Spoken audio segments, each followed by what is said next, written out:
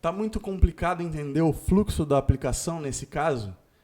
Tem um segredinho que pode te ajudar, que é o debugging, tá? Então eu vou parar a aplicação toda aqui nesse botão de stop, aqui em cima, e vou clicar, ao invés de clicar no play, eu vou clicar nesse botão aqui, ó, do lado, tá? É debug main.dart.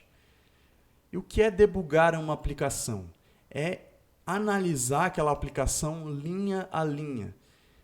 E a própria ideia Android Studio consegue facilitar a nossa vida nesse sentido, assim como outras ideias, mas nessa também, no sentido de que você consegue colocar breakpoints, pontos de parada no seu código. Então, por exemplo, aqui a gente tem a função add to input.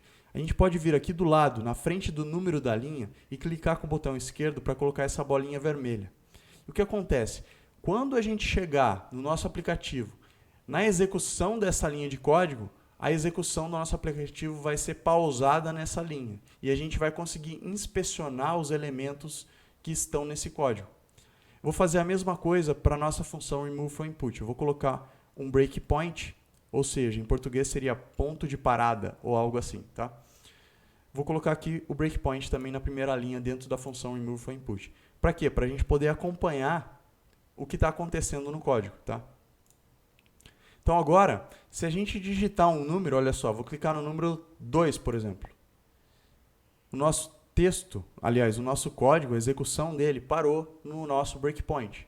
E aí você consegue ver aqui, por exemplo, ó, text number. Se você deixa o mouse em cima, aparece ali aspas, 2, fecha aspas. Né? E na frente aqui, text number com o valor que ele possui, né? Que é um valor de string 2. Se você olhar aqui embaixo também, onde era o console agora está aqui para o lado direito, tá vendo? E aqui na esquerda está escrito variables, é a área de variáveis, tá? Então você vê aqui também text number com valor de string 2.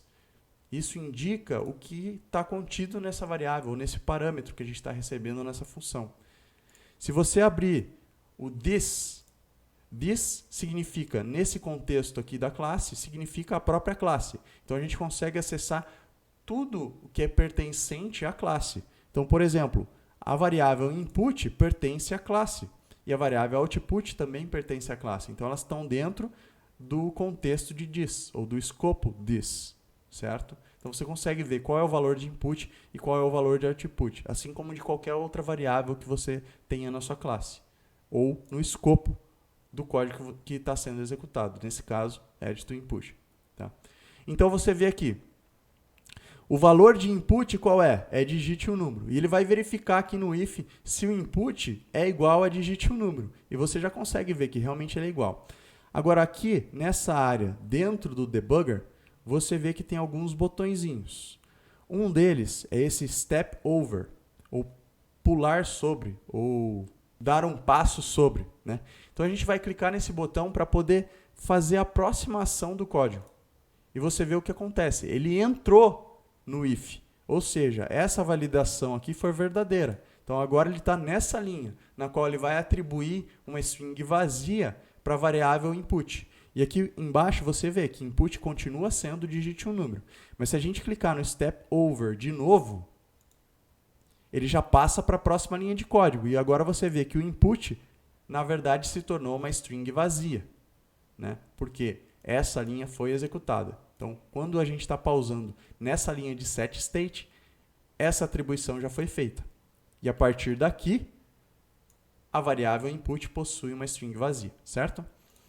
Agora, se a gente der mais um step over, a gente vai entrar nas definições do Flutter e não interessa para a gente. Então, o que eu vou fazer aqui é colocar mais um breakpoint dentro do corpo do setState para a gente poder pegar esse input sendo atribuído, ou, aliás, o text number sendo concatenado ao valor da variável input e depois a alteração do valor de output. Tá? Então, aqui do lado esquerdo, a gente clica nesse botão aqui, que parece um play, mas na verdade é um resume program, para poder resumir a aplicação e parar no próximo breakpoint, a gente clica nela para poder seguir. Tá? Então a gente parou aqui no próximo breakpoint, nessa linha de código. E é onde o input vai ter a concatenação do text number. Se eu abrir de novo aqui o this, você vê que o input continua sendo vazio, né? Se a gente der agora mais um step over para passar para a próxima linha de código, você vai ver que o input agora se tornou uma string com o valor 2. E o output continua sendo um hífen, né? Agora a gente pode dar um step over de novo e você vê que o output foi alterado para o valor 1, 0. Então o cálculo, a conversão de decimal para binário já foi feita. E se a gente resumir a aplicação, a execução do programa, você vai ver isso aparecer finalmente na tela. Então essa é uma maneira muito boa de usar o debugger para ver o que está acontecendo no seu código. Inclusive é uma das maneiras de inspecionar o código à procura de erros, certo? Agora vamos lá, vamos ver a execução disso, ou utilizar o debugger quando a gente está removendo do input. Então a gente digitou aqui o número 2 e a gente vai deletar o número 2. Vou clicar e a gente parou aqui no breakpoint da primeira linha da função remove from input. E ele vai verificar, o input é igual a digite um número? Nesse caso não, né? Porque o input, o valor é 2. E a gente pode ver isso aqui embaixo, na área de variáveis, onde o valor de input está com uma string 2. Então, essa validação aqui do input ter o valor digite um número vai ser falsa. Portanto, o corpo desse if não vai ser executado. Ele vai ser pulado e vai vir para a próxima execução de código. Vamos ver isso acontecer?